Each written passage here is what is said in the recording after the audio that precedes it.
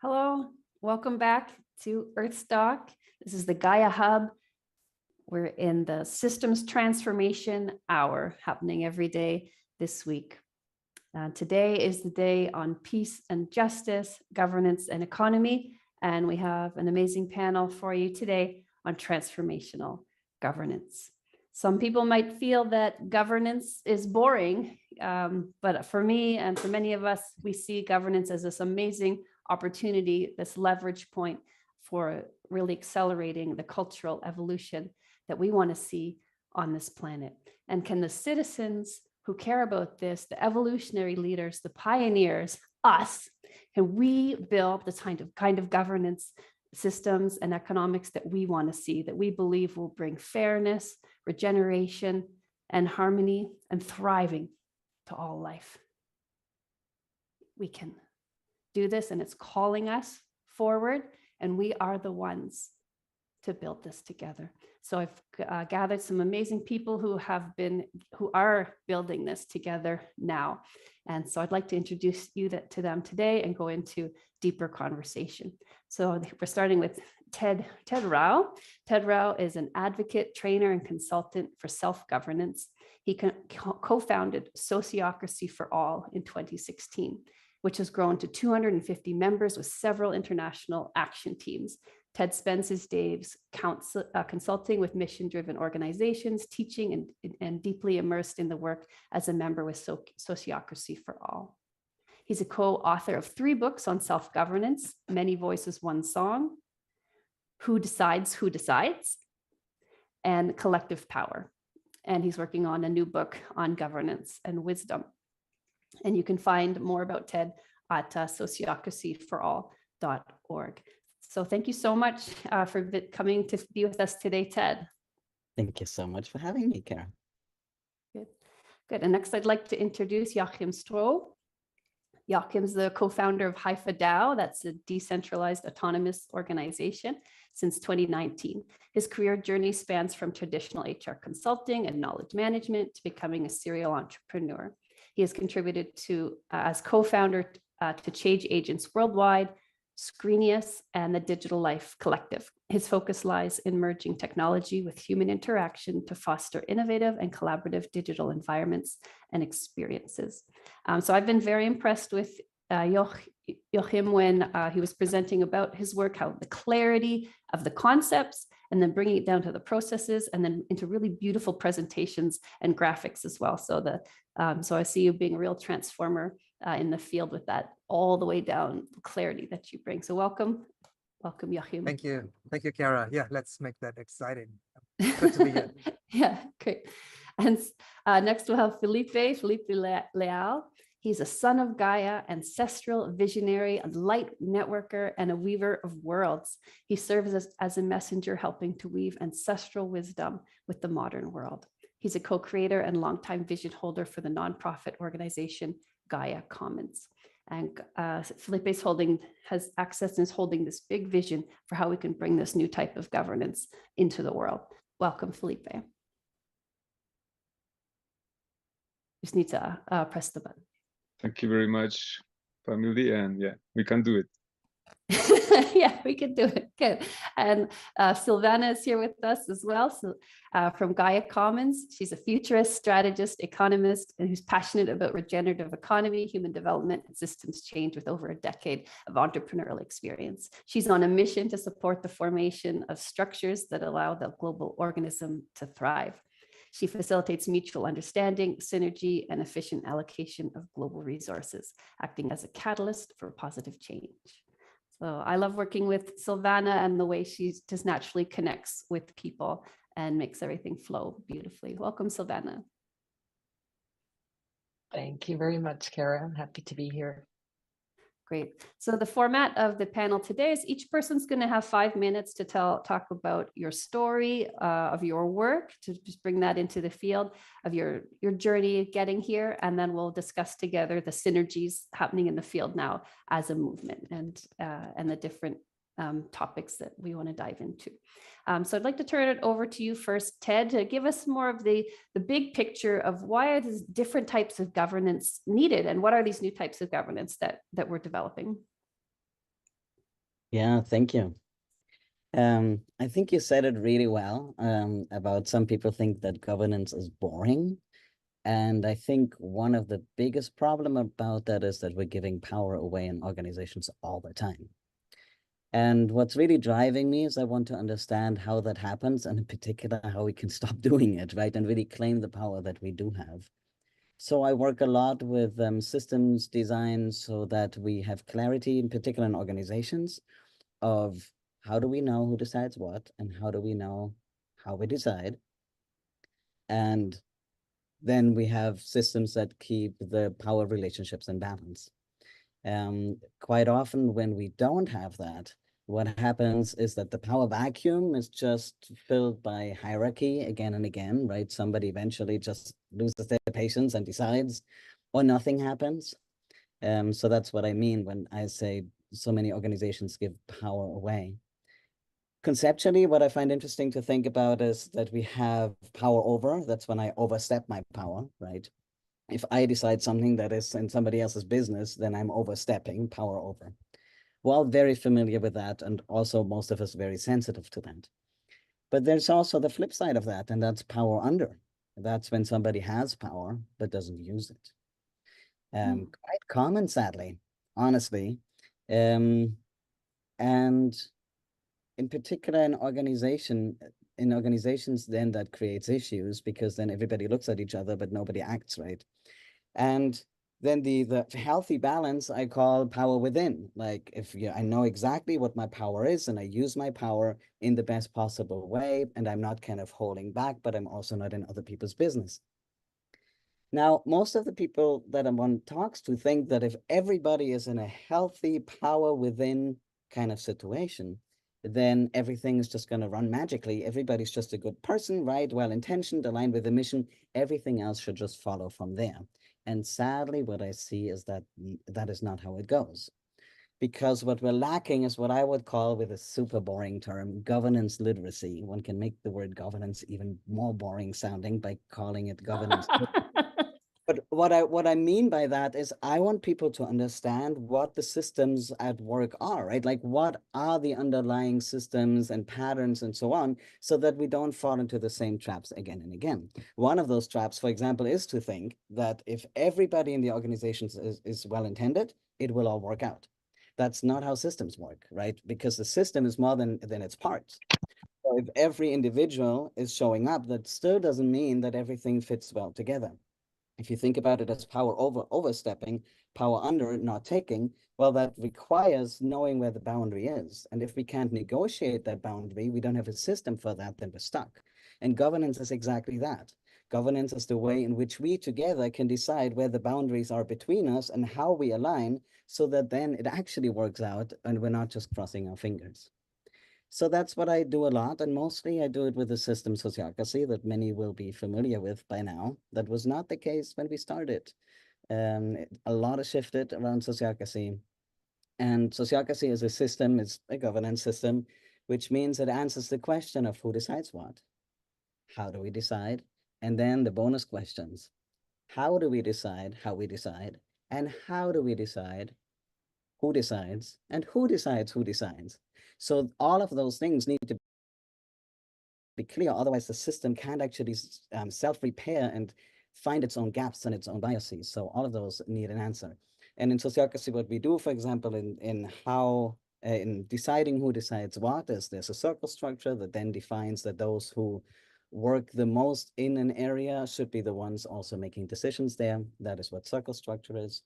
Then how do we decide? Is decision-making by consent, which means we align everything that we decide that's new with everything that we have decided and that we've put into place already. And all of that around clear processes. So that's, yeah, I guess I'd like to say 2 sentences about how I spend my time, just because it's easy to get abstract. I do a lot of teaching. I do a lot of work with clients, introducing these governance methods. And I spend a fair bit of time writing, would love to do more of that, but that's a mix of that is my typical day.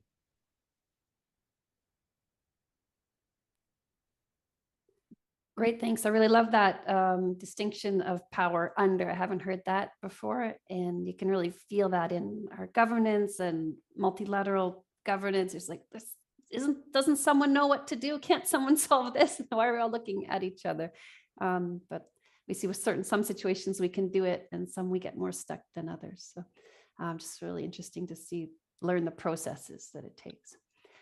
So Joachim, our next speaker, really digs into those processes. How do we make it really clear? How do we really do this together? And what are those tools that are going to make the difference? So Joachim, tell us a bit about your work and why you think it's important. Sure. Thank you, Kara. Hello, everyone. Let me start with a boring definition too here. What is governance? So Vlad Zamfir said, it's really the process of establishing and maintaining the legitimacy of a decision-making process. Sounds boring, but it gets exciting as soon as you get into a different environment and solve sort of the tensions that arise out of this definition. The tension always between, resiliency and the efficiency of the process, right? So I'm a co-founder of Haifa, Haifa DAO. We started in 2018, 2019. We launched the first regenerative currency called Seeds, created a large movement around that. And we used a DAO, actually, a decentralized autonomous organization, to start to govern this process, right? To start to see how can we build a currency like that spans the globe and invites a lot of people into these decision-making spaces. So Seeds was the beginning, and we recognized the DAO is much more than just a supporting tool for one movement. It's a supporting tool for many different movements and engagements. So we've been growing up in the socio-ecological space with a lot of permaculture projects, land-based DAOs, and have expanded into other spaces, into socio-economic spaces, into socio-political spaces, into cultural spaces, and have realized that, wow, we can actually put so much more into this thing called DAO. It's a sort of a transition we're moving into, a new kind of organization, a new kind of space where we can work and come together in new ways, and also new ways of making decisions. And that for me was the most fascinating aspect. How do you come together and understand, do we build the trust, the necessary trust? Do we build the necessary agreements, right? Are we going through a sense-making process? And is this container we're building called the DAO good enough, right, to move us forward? Because we always wanted to say the DAO is for something that helps and enables communities, going from a state of good conversations and good relationship building into action mode, into something where we make decisions and move forward together, right here. It's like your motto, on this side, achieve more together. So we're in these spaces and we're trying to figure out what the ways and the different possibilities are with this new technology platform, with the Web3 space in our case, right? With the blockchain technology that suddenly gives us a new kind of open ledger, a transparency that just wasn't there before, and what's possible to make decisions in these spaces. So really looking forward to dive deeper into this discussion here with you guys. Can you just say a little more what's different about these DAOs versus a normal organization someone might be involved with? Sure, great question. So for us, as I mentioned, it's a Web3 platform. So it's a platform that is open enough. It's open source. It's open enough to invite anybody into these spaces. And the DAO has the capacity to sort of lower the barrier of creating this thing called organization, right? It doesn't have to be a company per se. You can register it and do all the traditional things with it. But the DAO allows you to come together, define the purpose of this thing, and then begin to make what's called proposals, right? So you add proposals to the DAO space and you make decisions, and then you take action based on the outcomes of these proposals. So the whole voting process and governance of how to vote and come to these conclusions is built in, deeply into the DAO and how that works. Good, and I noticed also you can you set up structures for how to pay people and that sort of thing as well. So it's all organized in there. Yes. Great. Okay, great. Let's move over to Felipe now. So we're learning about, there's these different ways to share power. There's this sociocracy and these circles and these online digital tools that are helping us do that and create trust in the system. And then what Gaia Commons wants to do is use those tools for a bigger global vision for regenerative transformation. So tell us a little bit about your vision, Felipe, and how it relates on the global context. Yeah, thank you very much. Well, the first reflection comes from where governance operates. And we've understood that there's at least 5 levels where we can directly relate to governance. The first is our own territory, like our body. How is it being governed? Part of it might be somehow in automatic, but some of it might be driven by our own brain or soul, maybe. And then we have the familiar environment where we take these decisions among very close relations, where we have a lot of affection and emotions, feelings, stories, and that's also very important to keep it as one of the main bases of how society takes decisions, even how it relates to organizations, which is the next level of general organizations or communities, like somehow small scale, but already interacting with diverse people that you don't necessarily have a emotional bond or kind of that closeness. And then we could move to the global level or just to also the territorial level where you are interacting with different realms of nature, the trees, the animals, the minerals, etc. And you also need to be aware that might be a much more, it won't really come from the mind and the rational thinking, but more like to really understand how these systems flow and work, and when they work and when they don't. So, well, taking just that as a little introduction to how we embrace governance in the larger or complete context of life. Of course, there's other layers, but for now, if we talk about this, we would say that we as Gaia Commons, we are mainly focused on the territorial and the global level of how we coordinate as one global ecosystem that has all the other levels included, the personal, the familiar, the organizations.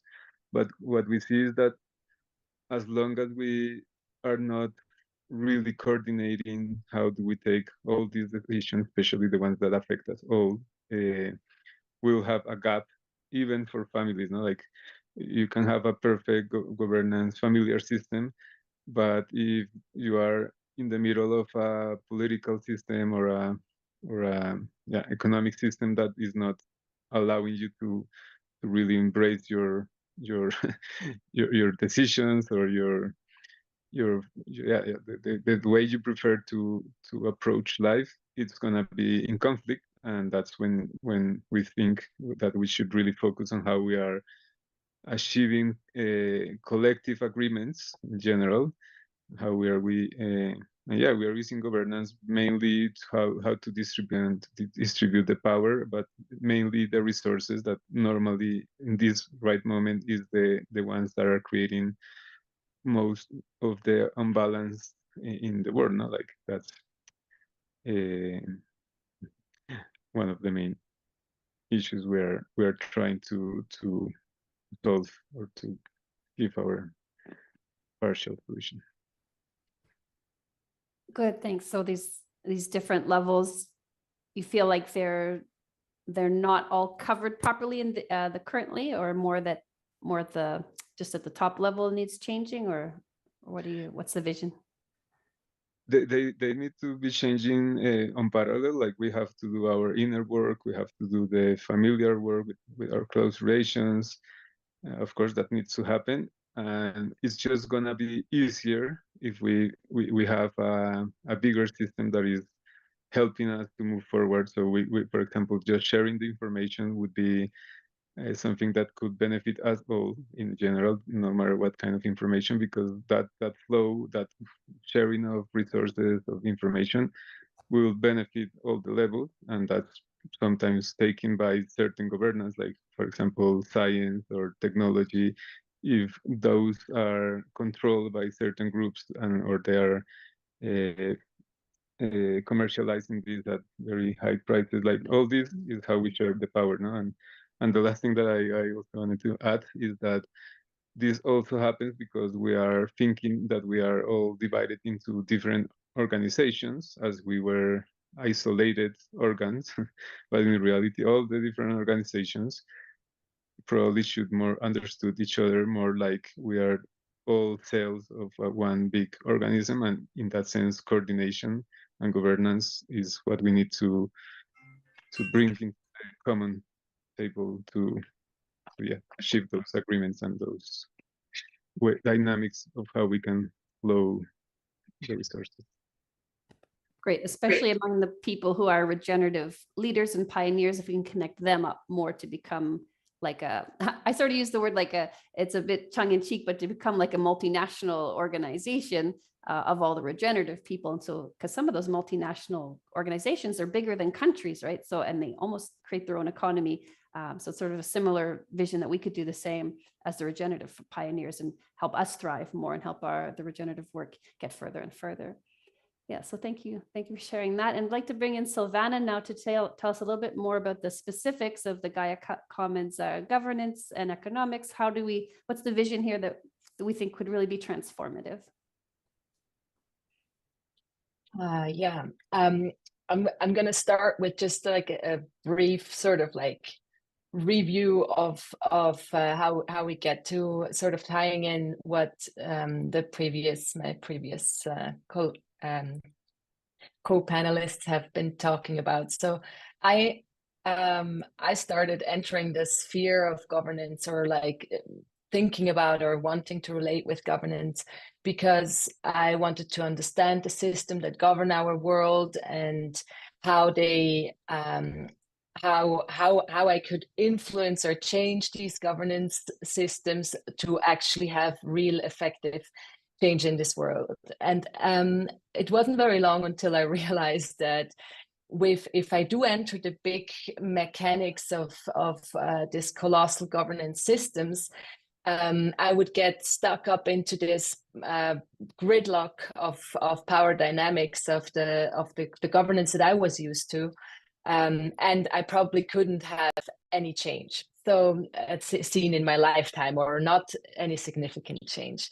And then a couple of years later, I started discovering the powers of decentralized governance, of the Web3 space, of tools like Haifa, that allow us now to govern, basically gather the aligned people and not be stuck between the people who are not aligned in their vision, in the change that they want to see, and sort of have these this governing, this self-governing among aligned people, and that so actually bring forward the change that we all want to see. And so I was very excited about that, and I was very happy to see that this was possible.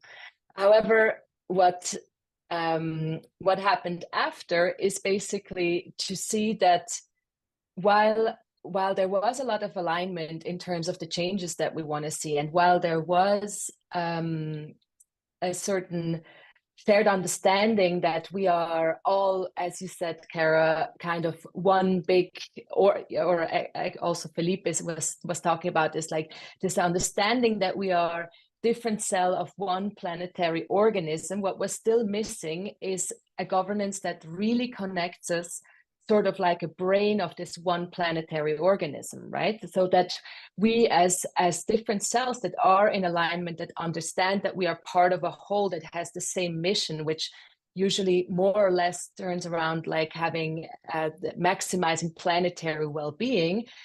There is still almost like a missing link among those cells, or a missing coordination like the brain does for our body. And so what Gaia Commons has brought forward is a proposition for internetwork governance. So basically a proposition how we can get together, how we can leverage collective intelligence, including indigenous ancestral wisdom, modern knowledge, and I think we're going to talk about this programmed AI, and sort of understanding how can that still be efficient and effective by embodying holonic distributed principles, making decisions at the most decentralized level that makes sense in a way. I think also Ted would probably be able to talk a lot about that in terms of the perspective of sociocracy.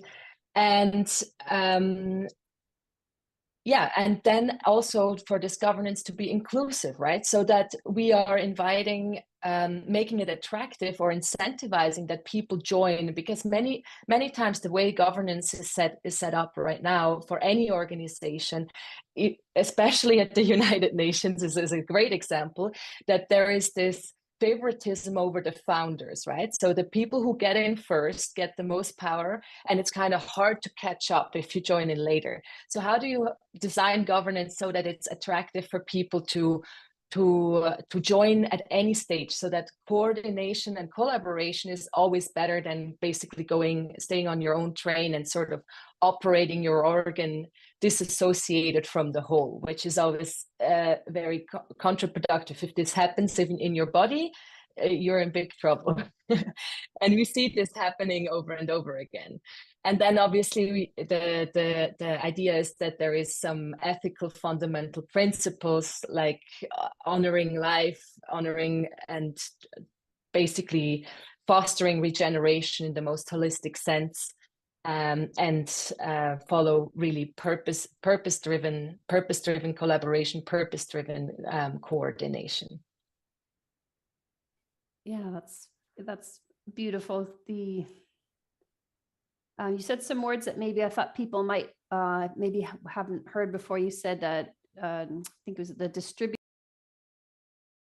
and holonic governance. So do you want to just say a little bit more about that, just so they know what you mean by that? Sure. The idea is that there is self-governing units, or as we would call them, holons, organized by geography and themes, like health, education, but also geographically in terms of maybe bioregions or even more locally. And the key is that each unit operates autonomously, but stays connected within the unified global network, so that you precisely do not have this each organ working completely disentangled, but still autonomously making sure that that every organ is healthy, but then also the body is healthy as a unified organism. Yeah, so it's really that life, it's coming from the life perspective instead of the mechanistic power over perspective coming, and the power within us all sharing, right? Great. Okay, so let's go to all of us now talking together, and let's think about anyone who would like to go first. But when we think about our movement and the different governance movements that we have, we also have the Earth Charter as a kind of founding governance document that's been written that says, like, we the people of the earth believe these things, and it's a really solid document that anyone can sign on to. There's also Eco Governance by Shelley and Yan, bringing a beautiful way of putting ecological, or putting whole systems health in the center, and each person giving as much as they can and receiving just what they need. And then also there's the Earthwise Constitution by Annalise Smitsman, just who's laid out a strong constitution for based on her thesis research and the strong principles of the conditions of life and the conditions of social systems working together. And the seeds, regenerative community that Joachim was talking about, is using that Earthwise constitution, and so is Gaia is building off of that. So there's starting to be quite a bit of synergy in the field, and quite a lot of sort of solid beginnings of kind of like what was created when people founded America. They said, okay, let's make a constitution, let's make let's make the founding documents, and we're doing that. We're doing that for the next version, sort of beyond democracy. When democracy starts to break down, it's not complex enough, it can't hold the world's problems well enough anymore. It's been great at the time to free us from kings and oppression, but now there's the next level of complexity that's ready to be born through us. And so let's talk about what's emerging through us, what are the synergies you see coming through the movement, and what are some of those next steps you see to keep building that?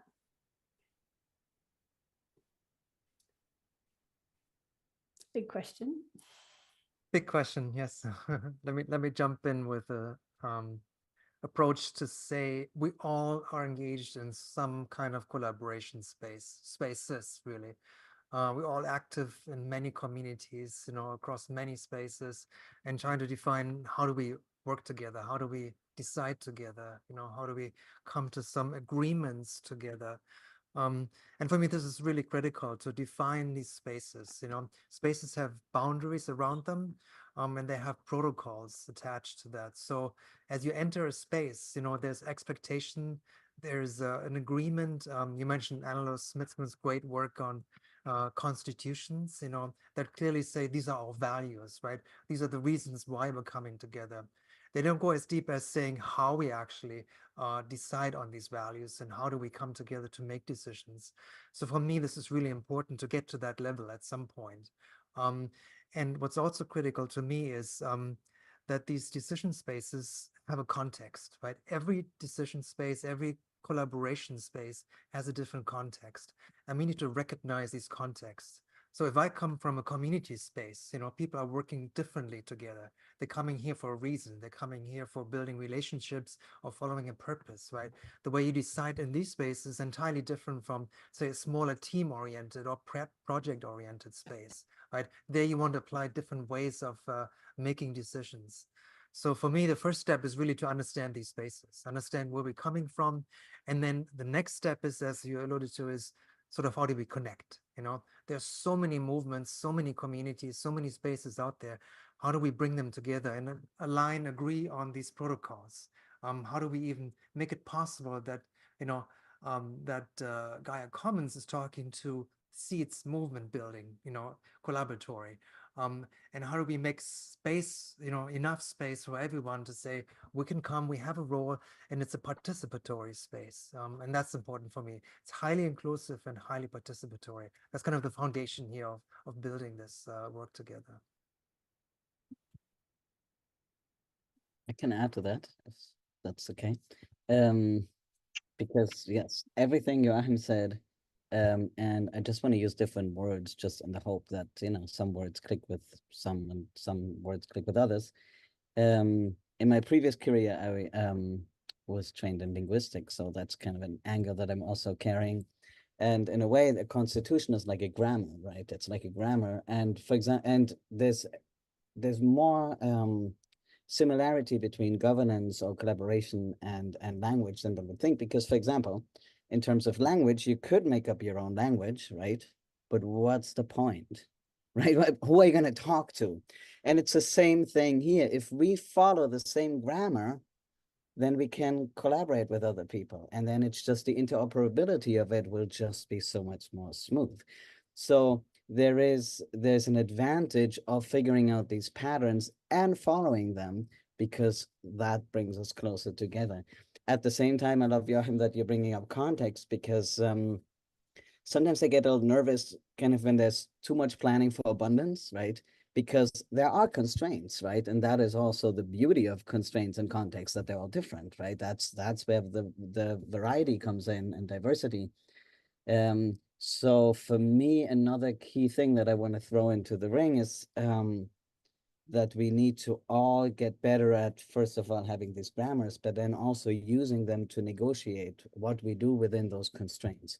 So it's more of a meta skill, because most of the issues that we're dealing with don't have a solution, right? Most of them are kind of managing whatever there is to manage and whatever good or good enough outcomes we can create. So it's more the meta skill of doing with what we have in a good way. So the better negotiation, better prioritization, while building more solid system. It's that both end that I'm most interested in, and that I see coming quite a bit. Yeah, I think it's great what both of you said in terms of like pointing at there is a space, there is the right governance for every space, and I guess from my perspective, I always look at it more from a planetary view. That's just naturally more how I feel. I feel like Gaian, like a world person, and so I'm more in this macro space, to put it into context. And what I find very interesting, Kara, in terms of this evolution of how these governance protocols are coming together, and everybody has their piece of the puzzle. Like today we've heard like from Ted, from Joachim, how they have developed their tools on one side, and also the frameworks in terms of how do we govern, what are the points that we need to think about when we do governance. And what I find really interesting is at this point in time, I feel like it's the question is, how can we sort of like get away from the building, or transition from building into assembling? So how do we bring these puzzle pieces together? And in this assembly stage of things, it's also very important that we have very clear ideas of how we navigate these very resource constraints that Ted just mentioned, in terms of okay, we have finite resources on this planet, and we want to bring together the pieces. But then if everybody keeps on grasping and grabbing more of the resources, it's as though like if we keep this analogy of a planetary organism, it's as if like we have one circulatory system with a finite amount of blood in the circulatory system. But if every organ is in competition with each other, like making sure they have as much resources that they can possibly get in order to build their piece, then we don't function in coordination and in harmony with each other. And so I really feel like right now is the time where we think about, okay, how do we step into coordination? How exactly do we want to collaborate together? How do we make sure that the oxygen flows naturally, so that all the organs are saturated and all the vital functions can be kept up for our planetary organism? Yeah, thank you very much. Yeah, actually, I was going to share the same thing, but putting out the right context where we are here, it's interesting because yeah, the exchanging of the experiences, of the information that we have already had among the regenerative movement, it's already amazing. Like we all share, we all have learned about sociocracy, we have all learned about DAOs, we have all learned about how to communicate better, how to put these databases that we can share, and how to be interoperable. Especially what Ted said about the grammar, I think that's very key and relevant. I think many of us are already doing that work, and we have been already in conversation. So it's happening, like it's emerging naturally, very yeah, organically. And as Silvana said, like what we are really missing is the next step together. No, like what is the first step that we can actually make together to start coordinating, at least at the basic level, at least to open that space. And actually, that's what Gaia Hub is for the ones that haven't fully grasped. Like what we are saying is, at least we need a space where we can keep meeting, keep converging, sharing ideas, tools, and learnings, and that's Gaia Hub. And Gaia Commons is more like the place where we say, okay, we already have make enough sense amongst certain networks, so let's start governing certain amount of resources, especially fiat money, because as Ivana was saying, that's one of our main training or dispersing activities, being behind resources. So if we can already share some resources, and distribute some so that, for example, Haifa can continue developing part of the tools, and Ted can continue his research or his books and things like that. Just good examples, no? That many of the organizations and evolutionary leaders are doing. Then probably we'll have more time to coordinate. And that's the invitation, basically, of this space and proposal. Thank you.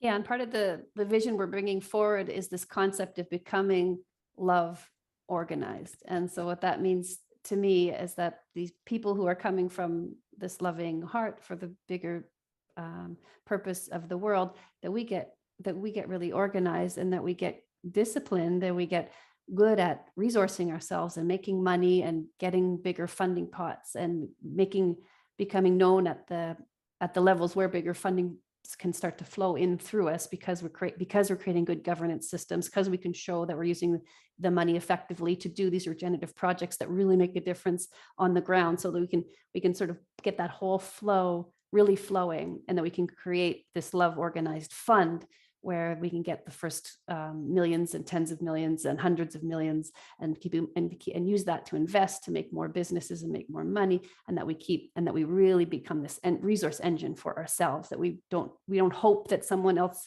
will do it for us, or always be giving us grants, or hope that some governments will change their mind, but we actually build it with and for ourselves. So I'm holding that with the Hague Center and with Gaia Commons and with you guys and with Earthstock, and I think that's we can be that strength together. Good. And there's a big on the horizon, there's a big force in the world. I don't know if it was in the constellation. The Hague Center just did a constellation with there at Earthstock, where they sort of tune into all the energies and elements in the system, and say what's really happening underneath, what's happening on an energetic level, on an emotional level, that where how humanity is moving through time and space to make these big transformations. And a big sort of mystery in the field is this AI intelligence that's developing. This general intelligence is not far away, where it can be 1,000 times more intelligent than the human activation. And there's huge risks for that, and huge potentials for how we govern our world. So how would each of you see what could be an ideal role for AI in governance? Could be none. It could be taking over the whole world, whatever you see. Right, that's the plan, right? It's a great question, and I think it's on so many people's minds now. There's really so much happening in such a short amount of time. Every day, every week, there's a new development. It's hard to keep up really with the AI space, the generative AI space. We looked at that too in Haifa to say, what can an AI do to help us, and especially in the context of governance, right? And the way we see, decisions are made is really in two parts. One part is the sense making, is understanding the deeper causes, the issues, right? What are the problems? And then the other part is the decision making itself. Now that we understood where we came from, what the issues are, we've put it on a table, let's make a decision. And it's almost like once you've done enough of the sense making, and everything is clear, the decision making is easy, right? That's just clicking a button, let's say, and say, I'm for it, or, I support that decision. And we found the sense-making process really, really important. And now we're coming back to AI. So what AI can give us is sort of enriching the sense-making process. It looks at all of the different facets, right, that we as humans don't see. We have a narrow view of things. That's my opinion, that's my view, my understanding, my expertise, right? Now the AI can open up the entire space and say, look, you guys haven't looked at this and this and this, that's part of the conversation. Make sure you cover that, right? Or I haven't heard from more, groups that are in the background, right? Indigenous folks having also a voice at the table. Where are they, right? So the AI can, I think, support this kind of balancing view, rebalancing view, and then help in the support, or help in the way of making the decision.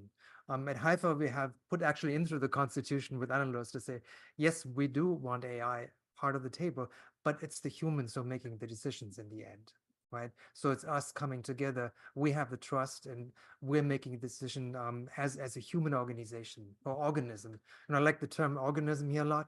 All of these spaces need to be really more human-oriented, human-centered, and from there you move on forward.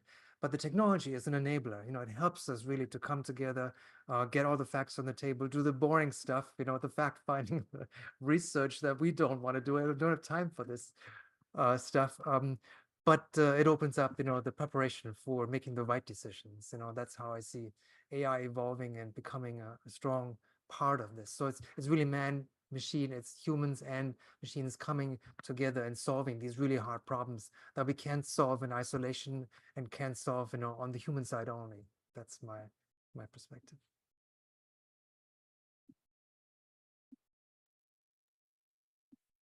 Tag team again. I'll just piggyback on that because yes, I again just fully agree. In particular, letting AI do the boring stuff. And I just want to throw out a few examples of, you know, of course we can all kind of say like, okay, give me an absentee policy kind of a thing. Great. But for example, what's also great is being able to say like, wait, do we have a noise policy? You know, like, what does it say? Or is this piece of policy compatible with all the other policies we've made?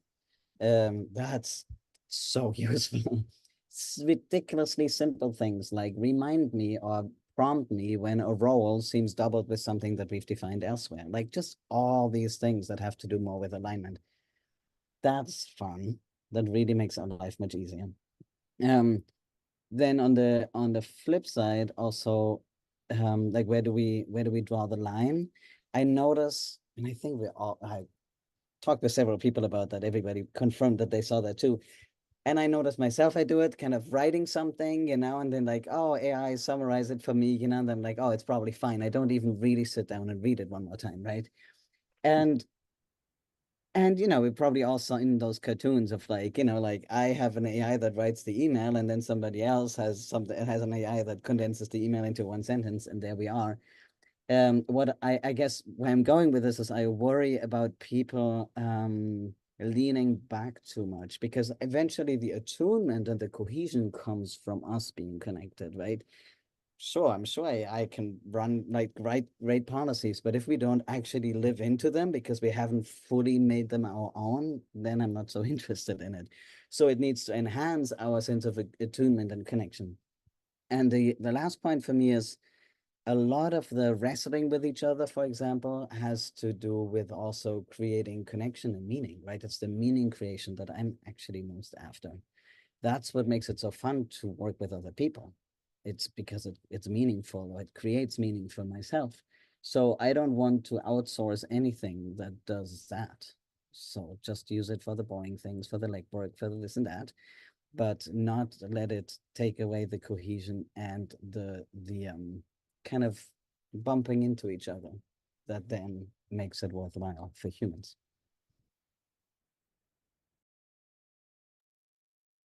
I guess we are staying in order. Yeah, thank you so much for bringing up these points.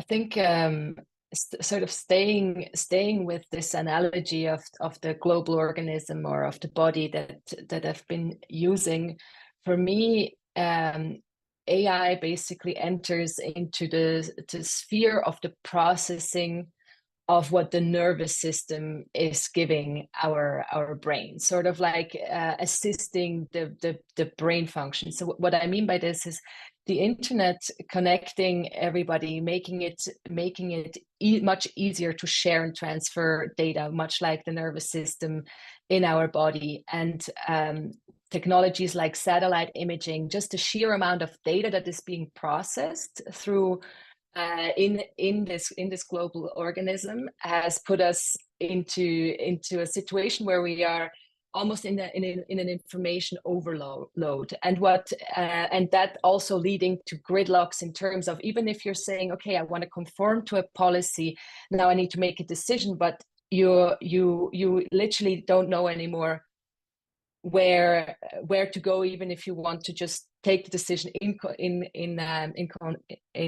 alignment with a certain policy that you have agreed to. And so where I'm going with this is what AI really helps us do is to aggregate and synthesize data in order for our global brain, so to speak, or in order for our governance to make any decision. And again, like in terms of this collaborative, like the sense of collaboration, if we're going into that direction, what AI also helps us is basically aggregating and knowing all the offers, all the needs, all the skills, maybe even accounts in terms of like who has already done what, who has contributed what, and then getting to the actual level of processing this information. And there I feel like it's very interesting to what you said in terms of, one is that there is a suggestion of what can be done, sort of like, okay, and AI has analyzed everything and basically bundled things up, but then you still need to think of what you're actually going to do, the decision. And there it's also important to say, like, AI can help us sort of process the information, but it's only as good as we are collectively. So the policies that we're bringing into it, the inclusiveness of AI, like I think Joachim mentioned it, like feeding it the information and the wisdom from all tribes and areas and genders of this world, that's our job to do. So our job is making AI as good as we possibly can, so that it can help us make the best decisions, in summary. Well, for me, this is a very interesting topic, especially because I'm not fully into it. But in general, my approach is that if we can get AI to replicate organic intelligence, so for example, the natural ecosystems intelligence, and it can somehow synthesize and even explain in better words how to, for example, make some process of reforestation or regeneration, and this data can be shared in this more, let's say, pedagogical or clear ways around the world, and it can translate it and these kind of things. Yeah, sharing information might be one of the main pieces of a better governance. Are you watching the broadcast? Okay. And you're on YouTube or Facebook? Many blessings.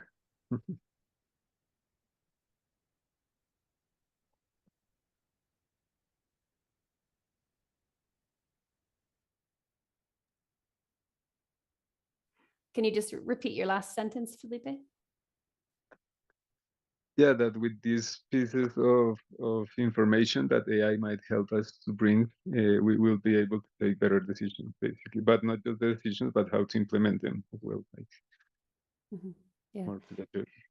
Yeah, I think it'll help us distribute power lower down, because information tends to get centralized at one spot because someone has all that information, and the people below can't make a good decision because they don't have all the information. So if we can get information to flow out more to the regions and to the local split bases, then those people can be empowered and be trusted to make better decisions, because they can check in easily of what the top level is doing and what below them is doing.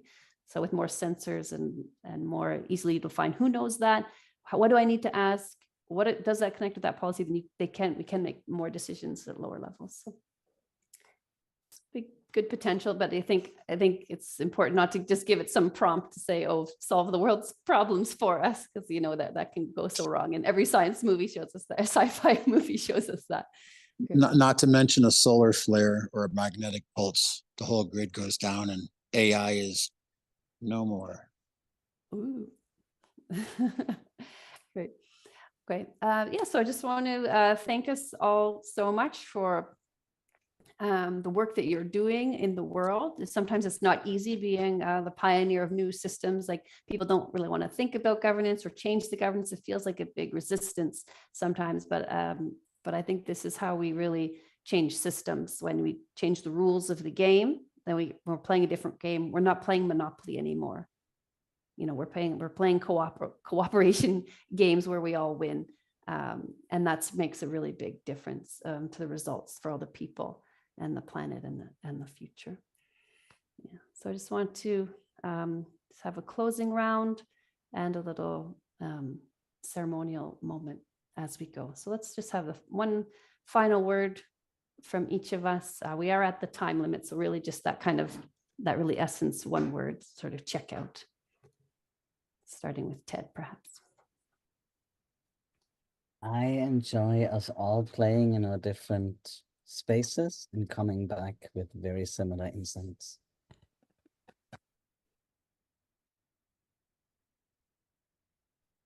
Yeah, for me, it's living and breathing, you know, the work we do, using the tools we're provided with, and then move forward together.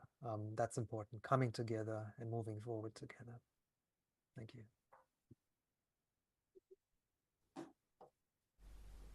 Yeah, I'm gonna continue with this, that I'm deeply grateful for each and everybody in our field who's doing their piece, and I'm so peaceful and enjoying the fact that everybody's so ready and willing to come together and bring their piece to the table. Yes, I feel we are ready and we can do it. So that's it. Thank you very much. Good.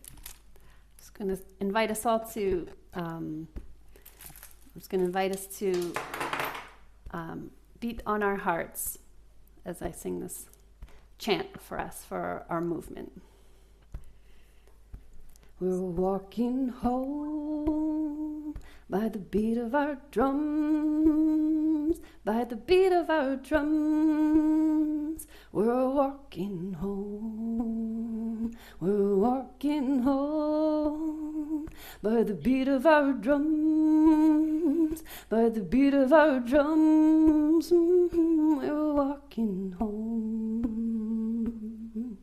And yes, we are ready. Oh yes, we are ready. Oh yes, we are ready for who we need to be. We're walking home by the beat of our drums, by the beat of our drums. We're walking home. So come and join me where the soul is still, where the mind is clear and the heart is filled. We're walking home, we're walking home. It's where you belong. We're walking home. Thank you, everyone, coming and becoming love organized together. Blessings. So Cara, are you there? You see Ardell ready to start here? Cara? Yeah, we're done. Okay, great. Hold on. I got to take the host back. We're going to go right over to. We're broadcasting everyone right now. Thank you. Okay. And okay, there we go. And just let me know if you can hear Ardell. Just say a few words. Yeah. The main message I want to get across here. Am I live? Yes, I hear you. And okay, we're live and Michael Krause is streaming. Everyone's welcome to stay in their room, but please, please mute yourself. Hi, I'm Ardell Broadbent. The main takeaway message I want to convey is getting out of our fear-based thinking so that we can get into connection.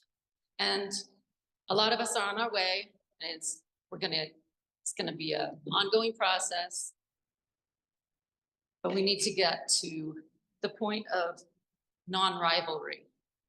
And this, I'm going to be talking about residential intentional communities. That's just one piece of the puzzle of getting to this place of connection.